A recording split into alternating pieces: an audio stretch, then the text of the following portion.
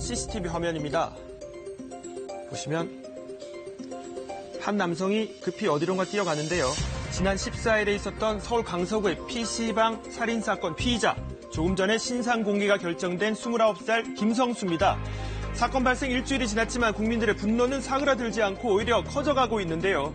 피의자 김성수의 엄중 처벌을 촉구하는 청와대 청원에는 홈페이지 개설 이래 최다인 80만 명이 넘게 동의했습니다. 지금부터 현장으로 가보겠습니다.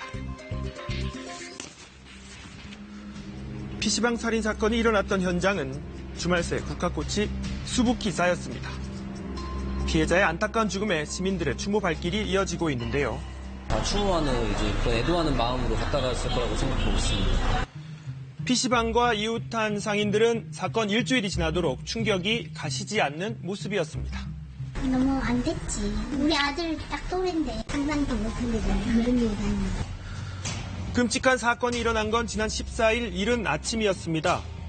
PC방이 있는 상가를 향해 한 남성이 급히 뛰어가는 모습이 CCTV에 포착됐는데요. 그리고 얼마 뒤 인근 119에 신고 전화가 연이어 접수됐습니다.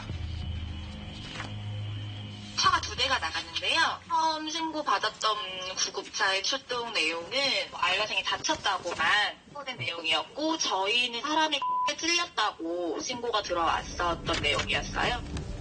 신고를 받고 출동한 현장, 건물 지하 에스컬레이터 옆에 있는 CCTV 속을 뛰어가던 29살 김성수가 경찰에 붙잡혀 있었고 바닥에는 또 다른 남성이 쓰러져 있었습니다. 경찰관이 가해자를 제압해서 다른 곳으로 이동 조치하고 있는 상황이었고요.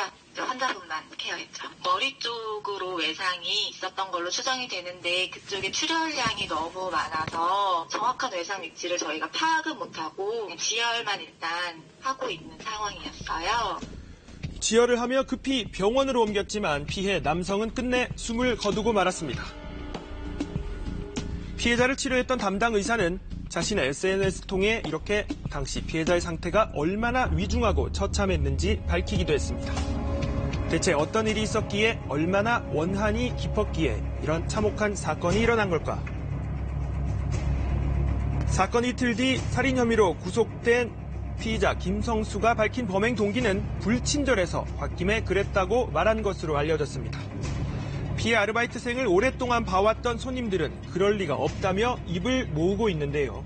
진짜 절대 안 해요. 커피나 이런 건 절대로 뭐 시켜야 이렇게 주문을 하잖아요. 근데 직접적으로 주실 수 있을까 하면 그냥 바로 주시고 진짜 착한 분이셨어요. 원래 허벅지심을 넘어서 원래 원한관계로 내면 허벅지심을 잘못했다고 그냥 할 수 있는데 진짜 그럴 뿐이 아니고 짜증났다고 신뢰감을 얻는 분이 절대 없어요. 경찰에 따르면 사건 당일 피의자 김성수는 동생과 함께 PC방을 찾았는데요. 이들은 아르바이트생이었던 피해자에게 서비스 불친절을 이유로 환불을 요구하면서 실랑이를 벌였고 이 일로 경찰까지 한 차례 출동했습니다.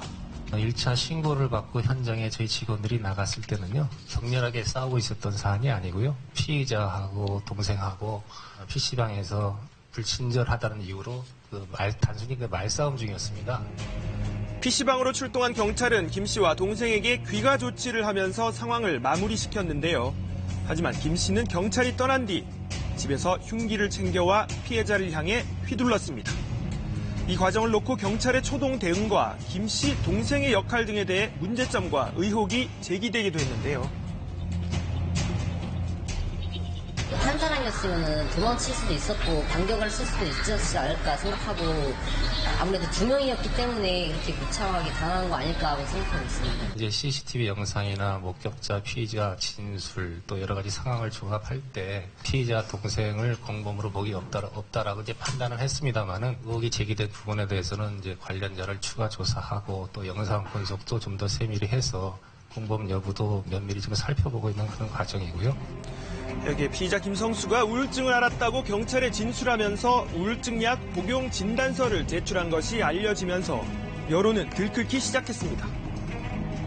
청와대 국민청원에는 심신미약에 따른 감형을 반대하는 청원이 올라왔고 80만 명이 넘는 사람들의 동의를 받고 있습니다. 청와대 청원 가운데 역대 최다 동의를 얻은 겁니다.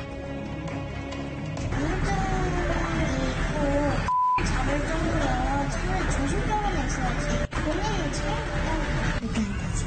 다 사고 나면 그렇게 나오더라고. 대부분. 참 정신적인 문제가 있다고.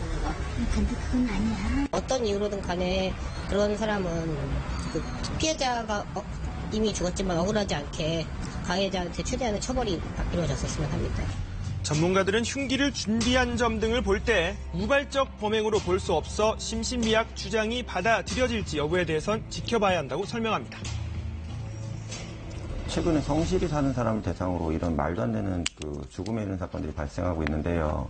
법원에서도 뭐 심신미약이나 뭐 주변 환경이 어려워서 이런 가해자의 상황을 봐주기보다는 피해자가 진짜 돌발적으로 사망하는 상황이 얼마나 가족들한테 허망한가를 감정적으로 좀 대입해서 판결을 내려줬으면 하는 게. 잠시 뒤 얼굴이 공개될 피의자 김성수는 법원으로부터 감정 유치 영장을 받고 오늘 충남 공주의 치료 감호소로 이송돼 심신 미약 여부를 가리기 위해 길게는 한 달 동안 정신 감정을 받게 됩니다.